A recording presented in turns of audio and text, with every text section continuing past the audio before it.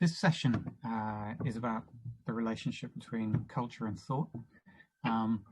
And what we want to do is sort of build up on the ideas from the previous two sessions. So if you remember, in the first two sessions, I've really encouraged you to think about identity and about the roles we play using a sort of theatrical or operatic metaphor, and suggested that, you know, a good way of seeing the communications in which you'll be involved is that all of us adopt and perform within identity positions, and what we see is that those identity positions are performed broadly the same in different, you know, cultural settings, but with small differences, sometimes, you know, larger differences. And if we're aware of the differences in performance, then we're probably pretty adaptable and able to adapt successfully to situations we find ourselves in. And that's a helpful kind of mindset to be in. And that, you know, adaptation is really about the way that we use language.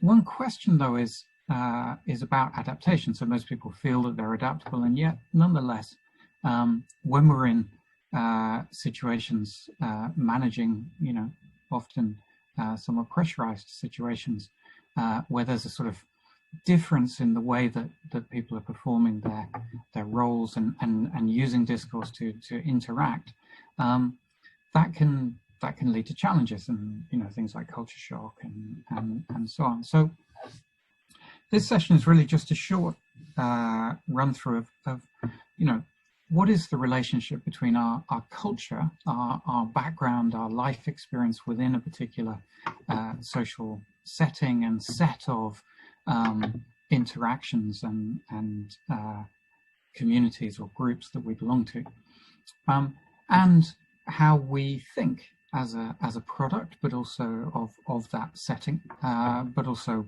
you know, as individuals who can think in our own rights, and to what extent, you know, does research suggest that cultural groups that you know, being a product of a particular setting leads to different kinds of thought, and this, you know, hopefully will give you some thoughts about the challenge of being adaptable, because, you know, throughout this I'm going to suggest that being adaptable and flexible is a good thing, is a professional way of approaching intercultural communication, but it's not without challenge, and the reason for that is really that in our cultural, or in our own setting, we don't notice culture. It's just there, you know, subconsciously, unconsciously, and it informs our thinking and our decisions without us sort of consciously working through, you know, what is our cultural background, why do we think, you know, and recognize and know things in the way that we do. So let's try and think of culture in this way. So earlier we looked at it in terms of discourse, communities, and so on. We're going to think of it in terms of our thought processes today. So here's a very simple question. Where is this person from? I pause for a moment so you can make a judgment on that. And I imagine very quickly you looked at this picture and said Scotland. Right? Simple question, Scotland, and so on. And this is how we live our lives. We look at the world, particularly the world that we know, and we make very, very fast judgments. We interpret the situations we see very, very quickly, and for the vast majority of time, very successfully. If we start unpacking that a little bit, there's a skill here that we often don't notice that we have, but actually that allows us to be as successful as we are. So for instance, where is this person from? Notice that my question is about this person, and there are three people here. And it occurs to me that you probably focused on one, not the other. In fact, you probably already got to wedding. You know, this is a wedding and so on. And the person you focused on is probably the man wearing the skirt rather than the woman wearing the dress. Because woman wears dress culturally for us is, you know, pretty unexceptional. That's what in linguistics we talk about as being unmarked. Whereas man wears skirt, you know, reflects a kind of norm that is unusual, right? And it's a sort of a breach of a norm. Men don't tend to wear skirts. That's you know, in this setting. So we come up with a narrative to explain the world, which takes us to Scotland broadly. So one of the things that we have that we don't notice is a reservoir of knowledge, a reservoir of our cultural knowledge, or our knowledge that we developed and have built within a particular cultural setting or set of settings, that allows us to look at a picture and go, Scotland, wedding, boom, and on we go. And we make these inferences very, very fast.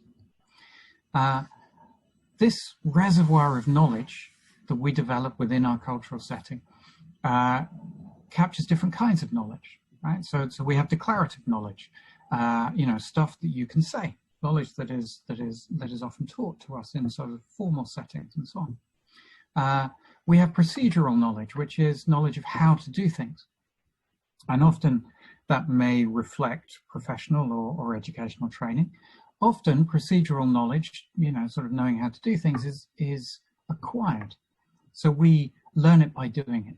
You know, nobody particularly sat you down and told you how to manage a post office, but I bet you are good at managing a post office nonetheless, because you just, you know, observed it and you learn by doing. What's particularly interesting to us and thinking about, you know, sort of the knowledge we develop within our cultural setting is what's called tacit knowledge. So knowledge you use without knowing that you're using it. And there are different ways in which we develop this knowledge, you know, through acquisition, through practice, through unconscious application of rules and norms. So when you looked at this, you automatically, I imagine, focused on one of the characters more than the others, because that character is playing with a norm that looks different most of the time. So there's a sort of application of reasoning criteria. You didn't necessarily go, man wears skirt, that's very strange. You probably went, oh, Scotland. But to get there, you must have gone through, there is a norm that is not being followed in the way that I'm used to. This tacit knowledge, this idea that we know stuff, but we don't consciously know that we know it, is quite strange. But actually, if you think about, you know, sort of recent advances in psychology and reasoning and decision-making and so on, a really famous example is Daniel Kahneman and Amos Tversky's work on thinking fast and slow. You may have read it, you may have heard about it, basis for behavioral economics, for things like nudge and you know, sort of further applications, that kind of thing. And the idea is that we think in two ways. So system one is fast, unconscious or subconscious, depends how you use the word, automatic, you know, tacit. So when you looked at this picture and answered the question, you probably did it really fast, right? It's like, you know, recognition, off you go. And the idea of system one is that we have these rules that we follow, and we follow them so fast we don't even notice. System two, on the other hand, is explicit, conscious, hard work. So this is more associated with where we, you know, sit down and learn something, and there's a textbook, and you get tired with this kind of thinking. System one, you don't get tired because you do it so fast and you do it well in the world. System two is conscious and hard work. You know, your eyes hurt after a while, and your back does, and that kind of thing. Tversky and Kahneman, or Kahneman and Tversky were really, you know, have been interested in, you know, why is it in economic theory that people don't act, you know, as rational choice might tell them, and they're interested in challenges to that. So, for instance, this is an example from Thinking Fast and Slow. an individual has been described by a neighbor as Steve is very shy and withdrawn, invariably helpful, but with little interest in people or in the world of reality. A meek and tidy soul. He has a need for order and structure and a passion for detail. And the question is Steve more likely to be a librarian or a farmer? Now, there are two ways you could answer this, right? System one, which is fast thinking, would look at those category attributes or sort of features of this person, and I think referring to most of our experience would say, well, he's more likely to be a librarian. Steve is more likely to be, these fit with librarianship, just as man wears skirt in public at a wedding fits with Scotland. In fact, in the US, Steve is more likely to be a farmer simply because there are far more farmers than there are librarians in the population. So Kahneman, other behavioral economists have been interested in biases, in sort of challenges of reasoning. But actually in Europe, where this kind of focus on heuristic reasoning, so heuristic reasoning is where you think very fast, normally on the basis of one decision criterion, and you make decisions and work that way. So there are, in sort of a more European approach, people like Gerd Gigerenzer in Germany are really interested in this kind of thinking because most of the time it works successfully and allows us lots of free brain capacity, lots of free working memory, because we don't have to stop and think carefully about everything we see. We look at the world, and if it looks the way we expect, we act as we normally do, right? So it's actually a very successful way of managing social demands and interactions in what's called fast and frugal, in a very quick and efficient manner. So the development of this ability to think fast and act quickly requires this reservoir of knowledge, of knowledge based on experience. And of course, that experience is developed within a cultural setting, within a background, right? So we see man in kilt and think Scottish because that's a cultural reference point that we have. There will be people who haven't come across kilts who just won't have that reference point at all. So this reservoir of knowledge that underpins our successful behavior and action in the world, both in terms of what we know, but also our knowledge of how to be in the world, how to act, how to, as I say, think, speak, write, move, behave, and so on. All of that is influenced by the messages and the experiences that we've got from the cultural setting that we grew up in, and the cultural settings that we have interacted in as we've grown and got older and gone into professional, cultures and so on. And coming back to a slide that we looked at previously, we've learned this firstly through primary socialization within our family unit. So here are two, as we said, two boys learning how to be a good son, the identity position son, and you can see that in these two different settings, what it is to be a good son is captured and very differently, and their behaviours logically will be different as a result of this education. Primary socialization is within kinship, within the family system. Secondary socialization is normally within peers and in education and going beyond and so on. So this reservoir of knowledge about stuff, knowledge about how to live, is culturally influenced, is captured within sort of cultural reference points and so on. And there's a sort of, broad theory in sort of cognitive science that uses a Greek word, schema, to sort of capture this sort of world knowledge of the world, ways of understanding the world. Our schema are our mental representations of how things are in the world, and therefore how we should treat them, what we should do about them. And these schema include frames. So I already said frames of reference. So for the LSE, we have the street that the school is on. We have the, you know, the social sciences as a sort of a set of disciplines that make up the intellectual life of the school. We have a crest of a beaver that is associated with hard work and achievement in the world, which is sort of aspirational for the school, and so on. And if you think about the identity positions that we talked about, you know, we're talking about an individual element, a social element, and sort of a manifestation in the world. So the kinds of clothing that goes with the identity position, that kind of thing. So knowledge what, you know, so declarative knowledge is captured in frames, in sort of these references to frames of reference. And obviously where you come from and the experiences you have will mean that our frames of reference are, you know, sort of differ if you come from very different places and different backgrounds and settings and so on. And then our knowledge how to be in a post office, to use the example from before, is captured in what we call scripts. So we have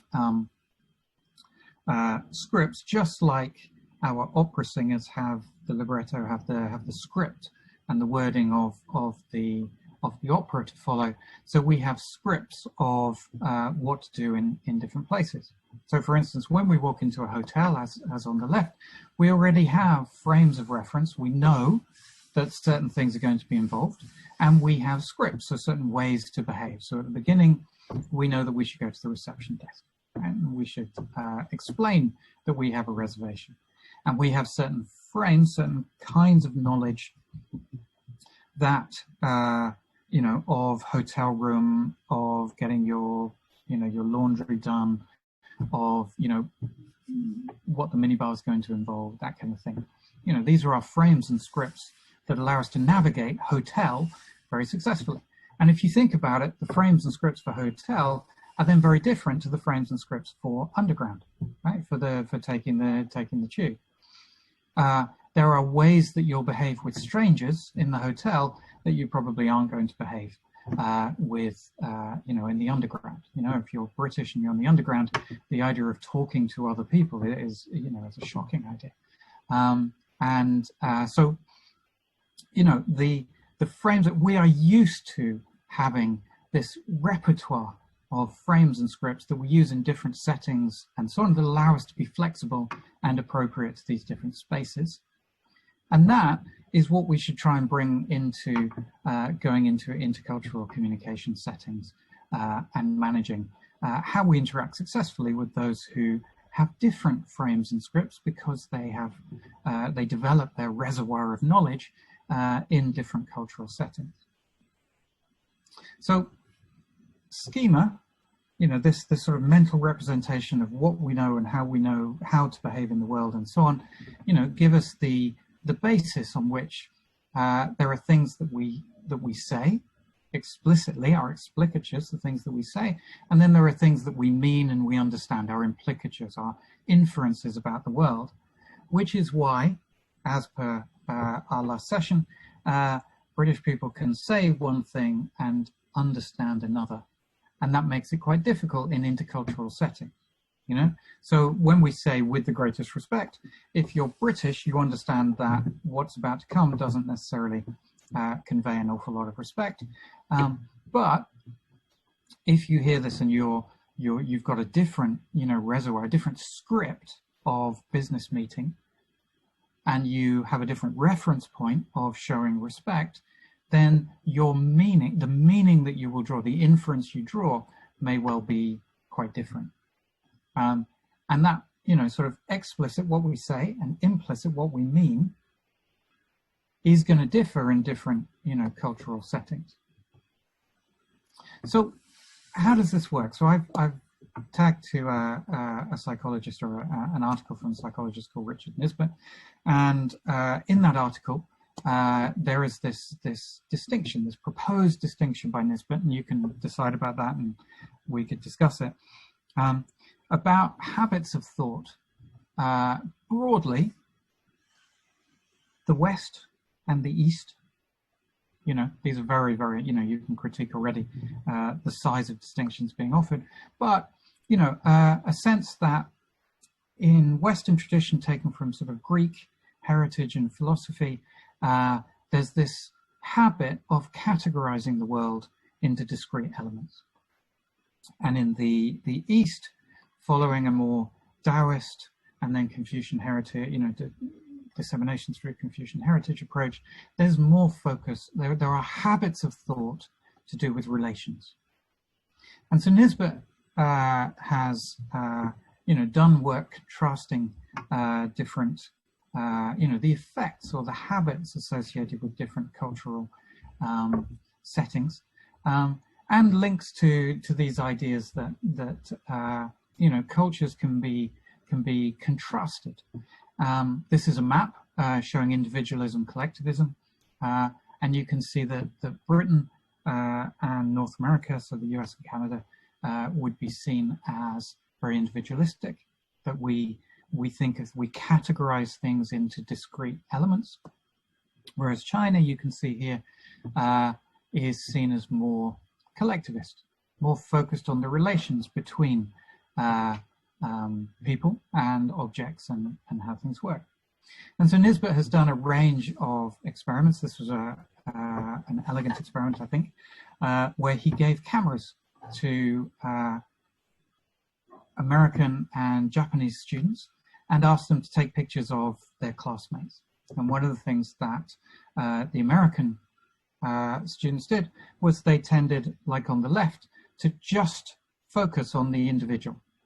Whereas when they reviewed the pictures taken by the Japanese students, they put the person in the environment in which they were. So there was much more background and sense of environment in the Japanese pictures than in the American ones. And he did in different studies, Nisbet and other colleagues looked at grouping tasks. How would you, what would you do? How would you group things? And he found that the US and sort of Western respondents grouped the cow and the chicken as being in the category of living animals. Whereas the Japanese, and there was an extension to Chinese students, grouped the cow and the grass together because of the relationship between the two. And what he found in these kind of grouping tasks was that the US participants were much more likely, in blue, or to be focusing on categorizing discrete items and elements, and the Taiwanese or Japanese, this is just from one study, were much more likely to think in terms of relations between ideas, and this links to different kinds of findings. So here's a few. So more, the first one about memory. So they got students to do memory tasks, and they found that Japanese students could remember things in the background of pictures much better than US students could. Attribution. So there's students were shown this picture of the fish, and when they were actually school children in this case, when they were asked to talk about kind of what was going on, US students focused more on the fish as individuals, whereas the Chinese students were focused more on the fish as groups. And also, the Chinese students were much more likely to see that there's a frog in the bottom near the weeds because they looked at the background, whereas the US students were much more likely not to even notice that there was a frog, and they focused on the fish and the fish as individuals making decisions and acting and so on. So these are just habits of seeing the world, Nisbet would argue, as categorizing into discrete elements, or seeing the world as a set of relationships that then will influence behaviors and expectations around things like business meetings, or the agreement of contractual terms between parties.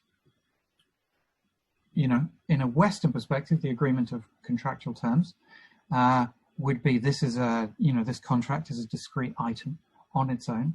Each of the terms of the contract need to be honored in the way that they're written down discretely, and so on. Whereas it may be the case, if you think about the studies we looked at previously about expectations around business meetings, it may be the case that the contract is seen by Chinese participants as part of a wider relationship between parties, which needs to be based on trust and reciprocal regard and guanxi, rather than looking at the contract itself as standing in its own right. So when you, if you choose to look at the reading, then you'll see that there's this suggestion that these habits of thought potentially lead to different kinds of expectations about how to go about things, how to do things, how to conduct interactions. That is then captured in, for instance, parent talk and the lessons we learn early, and the reservoir of knowledge that underpins the way we act in the world unconsciously or subconsciously. And our real challenge is that sometimes, if you think about these lessons about thinking for yourself or doing what's best for the family, if that US young man goes into a Japanese context, it's likely that he will experience different behaviors, different priorities being allocated. And it's really important, I think, for him to be able to stop and say, okay, I understand, this is different. I'm experiencing difference and some emotion that goes with that, but that's okay. Things are just, these identity positions are just performed differently here. And that's all right. That's just different. It's not better. It's not worse. It's just different. And if I want to be successful in this interaction, I will do things differently. I will judge things differently. I will attribute different meanings to things. And then the same needs to be the other way. Given the way the world is, more and more similarity is developing. More and more awareness of difference and understanding of difference is developing. Still, sometimes in the moment,